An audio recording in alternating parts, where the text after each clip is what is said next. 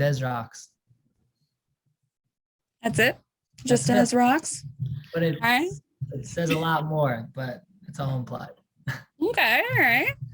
I'm definitely excited to chat with you, as this is not my first time actually seeing you. My first time was actually a few years ago. Wow, it feels so weird. Back when you were on tour with Grandson. And then, whoa, that was a fun show. Yeah. Yeah. Weirdly enough, that was both that show and your next coming show, your first show off your tour at the L Club in Detroit. Oh, I'm playing that's the same room that I play with Grandson? Same room as Grandson. Cool. Yes. I like that. That room had like the best backstage of any club I've ever been to. Oh gosh, yeah. I remember getting locked in one of the green rooms for a show. You're kidding. Yeah, no, it was with this group called Castlecomers and Weathers that was performing. Somehow security decided to like lock the like deadbolt. Did not know that there were people in there. Have it on recording somewhere. It was hilarious. We're only like locked out for about 15-ish minutes, but still. Hopefully you didn't miss like much of the show or anything. No, I think it was way after the show. They were good.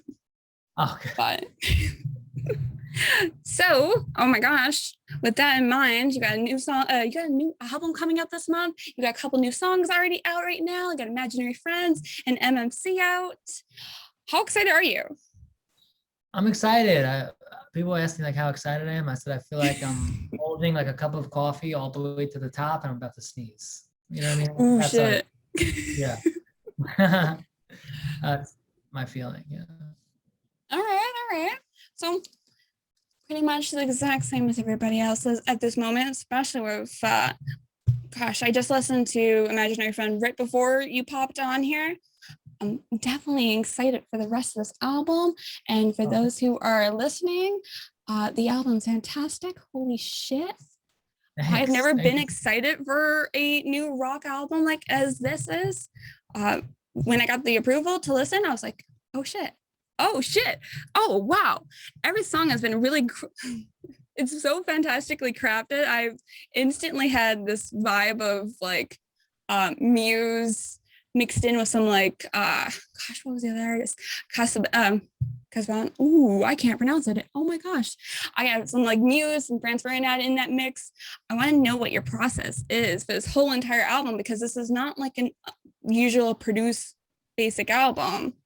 Yeah, and I really like appreciate that last comment a lot, just about it not being your usual rock album. Like for me, I wanted to just challenge every preconceived notion of what a rock album is supposed to be like, and I made it in a way that nobody really makes rock albums. Like I made it pretty much entirely alone, just doing everything myself or with a very, very close best friend of mine from high school, and that's it. Like there's no big studio, there's no big producer. It's just like everything is directly from my fingers right into your ears and from my soul. So like that is super important. I want to really just like get in there and challenge like what a rock album could sound like in the 21st century.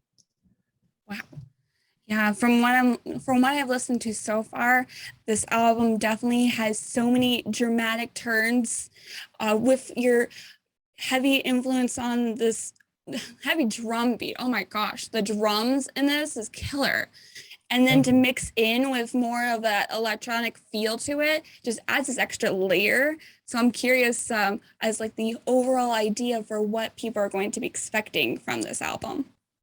Yeah, thank you. I mean, it's crazy just like even hearing you talk about it, because like you're one of the very few people to ever hear it. So there's like, it's something that's just been entirely in my world and in my brain for a year and a half now. And it's just like, it's weird to even just hear somebody talking about it. But like, importantly, like I just want it to be a journey. Like I wanted to do what like a good movie does, where it's like you'll laugh and you'll cry, and that there's a lot of dynamics and a lot of peaks and valleys. Like I'm not going to blast you with like a dubstep sound for 10 songs in a row, or I'm not going to give you 10 ballads in a row. It's like I wanted to have all these different flavors and influences and really take you somewhere.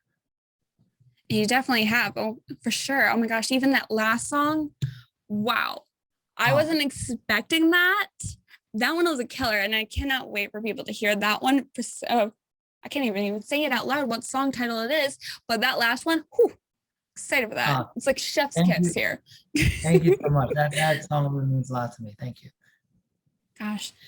So because this is all done by yourself, with the exception of your friend, how's the I guess I should say the like cabin fever at all? Like, was there any struggle writing these songs? Yeah, like the whole process is very undefined and very manic. So it is an extremely intense process. It's a struggle at times. Other times it's the easiest thing in the world and it's flowing and I'm dancing around the room and cracking up and going crazy. And it's 2 a.m. and I'm in a freezing cold like little room in Brooklyn, in the middle of nowhere. Yeah, it's a crazy experience. Man.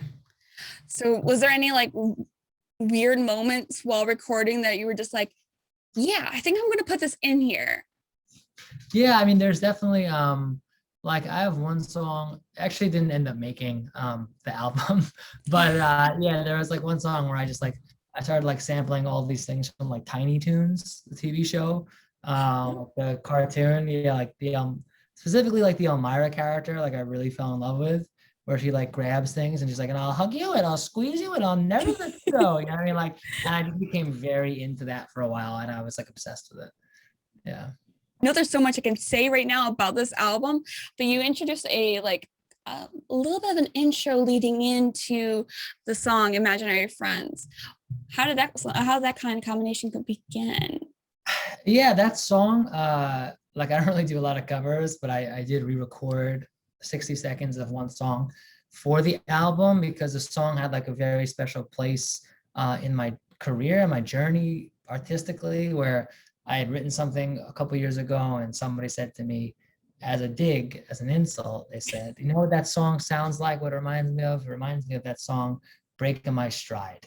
And I was like, I love that song. You know, I think that's the coolest song ever. I was like, that song is all about like, no one's gonna get me down. You know what I mean? And that's Yeah. like what a lot of my music is about. So like, I just at that moment kind of realized that like everything about the art and the music is subjective and that everyone's opinion is relatively meaningless if you have a vision of what you want to create. So that song was like the perfect segue into the next song. Yeah, so I'll leave that as a surprise for people listening. Yes, yeah. Gosh, I know there's so much I can talk about with this album, but like we've mentioned before, this doesn't even come out till the 24th. Holy shit. We have Yeah, a couple more weeks. yeah, we're still a couple weeks away, which is really crazy. But it's like it's mastered, it's like uploaded on there, so it's out of my hands. I can't touch anything anymore, which is weird. Yeah, unlike Kanye West, who has to quickly go and pick up that song again and then edit and drop it off to the next one for his, gosh, I can't remember what song it was. There was a song that was on the Donda's record that had to be quickly edited because the record company just took it and said, yeah, we're posting it now. Oh yeah, but like I would do that. Like I would be editing stuff to the last second if I had the clout to do it. If I had the Kanye status at the label. Yeah. Oh gosh, yeah.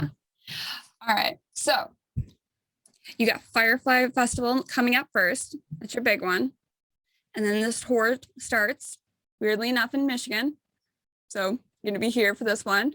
Which was my last show, like my last show before COVID. So starting the tour in Michigan is really significant. Yeah. Yeah. I'm excited because this is going to be at the L Club and it's going to be fun. With this tour coming up ahead, what ones are you going to be excited to perform to get back into the rhythm of it? Because it's been a bit, it's been a whole entire like year and a half. Mm-hmm.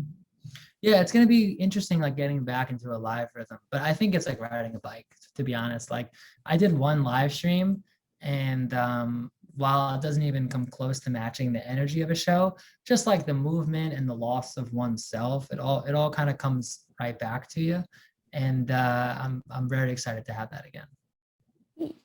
Well, with the live stream, you were introduced with a bunch of new fans from all around the world. I came across this because I saw this on your Instagram. What is your name for your fans? Oh, Filthy Animals. Filthy Animals. Okay. What was the inspiration behind? importantly, it's not my name for them, it's their name for Oh, themselves. they're there. Okay, all right. Yeah. I just started referring to people as that on Instagram, and other people just kind of like took it and ran with it. My instant reactions when I saw that was Home Alone. Oh yeah. I mean, that's Yeah. interesting. Yeah. Yeah, that was where my first reaction was. I'm like, okay, is there something involving Home Alone? And then I'm scrolling by trying to figure it out. And I'm like, I can't find it. There's nothing. Well, like that, like that 1940s movie that he's watching with like the old timey New York accent. I mean, there's just something in there where I feel like I'm like reincarnated from that time. So it all makes a lot of sense. Yeah. Oh, so with the album, A Real Good Person in a Real Bad Place, where did that title came from? It came from the first track on the record called Tick. And Okay. that song was one of the songs that was made really, really quickly. And I wrote it really Ooh. fast when I was recording the vocals. I did it all in like one streamlined take without having written anything first. So I just, whatever I said, I was like, that's just it. It came out so honest and so pure. And I said, like, I'm a real good person in a real bad place. And then after I listened back to it, I was like, that's it. Like I kind of subconsciously said everything that I wanted this album to be. And I immediately scrapped everything else that I had been working on for the record and then just took it all in this new direction. Ooh. All right. That's fantastic. Like, Yeah. because Tick is actually a really good song off of that. Great introduction too. Thank you so much. Yeah, it's an intro to the whole experience. Yeah. So I'm curious to know, because of the whole, from what I've listened to, what is your playlist like while writing this song, writing these albums? This Oh album. Oh my my God. God, my playlist is all over the place. I don't really have, even like the way I listen to music is like very sporadic and intense. You know what I mean? Like Yeah. sometimes I will listen to music for weeks and then I'll like listen to music nonstop for 10 days in a row. But I listen to like a ton of live Prince concerts. I listened to a lot of Yeezus by Kanye. That Okay. is very important. I listen to a lot of My Chemical Romance. I listen to a lot of, well, I'm always listening to like a lot of like classics like Elvis and Roy Orbison, and a lot of Queen. Yeah. All right. Yeah. I'm definitely going to add a couple of those back onto the playlist, because I definitely, for sure, got some music in there, inspiration from that album that we're currently listening. Well, we got the whole album out. We got the tour coming up, and you're interacting with your fans constantly. How do you handle the constant interaction with everybody? I think I'm just kind of well equipped for it because I'm just like a very constant kind of guy. You know what I mean? So if there's anyone who's built for it, it's definitely me. All right. All right. So normally towards the end of the show, I have a bunch of questions. I'm giving you the option of black or red. Black. Okay. All right. So the black ones are going to be more on the slightly raunchier side. Okay. A boring superpower that would make you the envy of your peers. But it's got to be boring. Yes, it has to be boring. It can't be like teleporting. I mean, probably just to like make a pizza appear on command at any given time, I think would be the envy of the peers for sure. But I couldn't like fight crime with that though. No, you can't, but you could do bribery. Could be a good villain move. Oh, for sure. Yeah, just infinite pizzas. Yeah. Just infinite. Ooh, what kind of pizza though? It depends, like whatever you want. You know what I mean? I think it'd just be like a pizza genie, you know? Ooh, all right, all right. Here, I'll do what would be the most inappropriate movie to make as a porno? Schindler's List. Okay, that one's an easy one. I didn't expect that one. Yeah, that would be the most inappropriate movie you could ever make into a porno, without a doubt. That is not okay. Yeah. I had someone said Rugrats, the movie. But like you can see a lane for it. You know what I mean? Like yes, there is a lane for it. There is. Yeah, like you see the lane, but like mine is definitely way more appropriate. Yeah, of course. Yeah. Okay, we're gonna do a boring one. No, it's not boring, really. Has a stranger ever changed your life? Stranger ever changed my life? Yeah, definitely. I would say that like when I was first starting to make the album, I had this like really crazy experience where I was like in this locker room and it was just me and this one other guy, and he was sitting there on the bench and he was completely naked and he was weeping, like weeping hysterically. Oh, And he had his hands like this overhead and he was just crying so hard. And we're the only ones in there. He's completely naked. And he just looks up over at me. He's like this. It's just like, and he looks over to me and we just like lock eyes. I'm like, what's going on? And he goes, but I did everything right.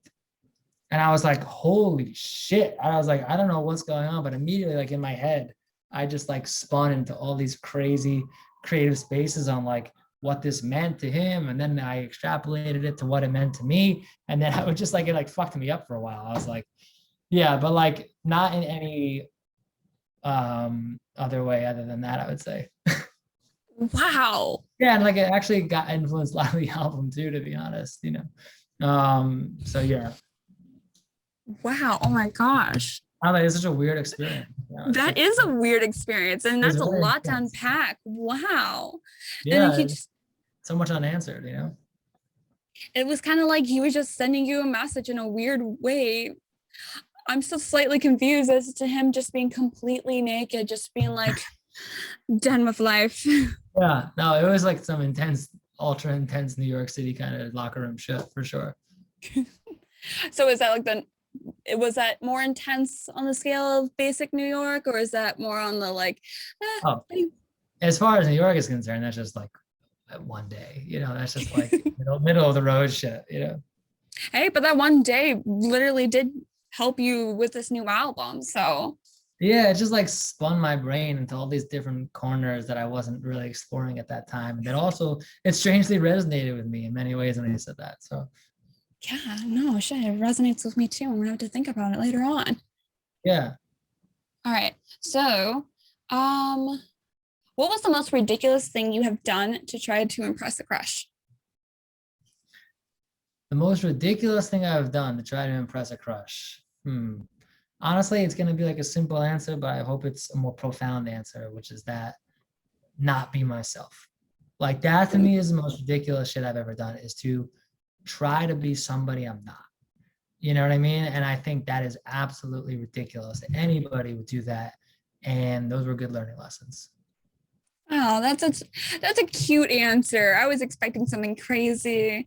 Oh Oh, no, that's I don't really adorable. I don't really care that much. You know, I'm too No, fucked it's a up. good. Yeah, I'm not gonna like go out and like get like a mariachi band to like sing you a song or anything like that. I'm too busy working on my music. Yeah. No, no, no. Like that was like a really good answer. I wasn't expecting Thank a you. well honest answer. But a mariachi band wouldn't be too bad of an idea. It would make them laugh and make them very confused, but For sure. just going for the humor at all. Ooh, all right. So we're gonna wrap it up with this one question before we head over to the end. What title would you give this part of your chapter of your life? This whole thing we call life. Well, Yeah.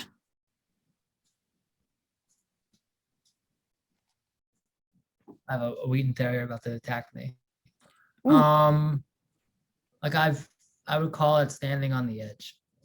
okay. Why is that? I feel like I'm on the edge of something. I don't know what it'll be, but I feel like I'm standing on the edge of something. Well, hopefully it's the edge of glory, as I'm going to coin it Yes, from Lady for Gaga over sure. here. I like a good Lady Gaga quote. Yeah. God. Well, this is towards the end. Thank you so much for Thank you. chatting with me and chatting with the friends and family. For those who don't know, like I said, album's coming out 24th. Mhm. Shows come first show of the day of the whole tour is the end of the month, 28th. I think it's the 28th. No, not 28th. I think it is. It's at the end of the month. I don't know. Any last bit of information? Where can we find you? You can just always find me prowling around the streets of New York City. For now, yeah. Oh, Gosh. but like maybe on socials and stuff. Yeah, just Google it. You'll find it. All right, all right. Now, are you going to be hanging out with the friends of the Pizza Ranch, or are we going to find you in the streets of Brooklyn? You never know. Never know. All right. Well, thank you so much again for chatting with me. Thank you. Thanks so much for your time. I really appreciate it. Oh, that's music to my ears.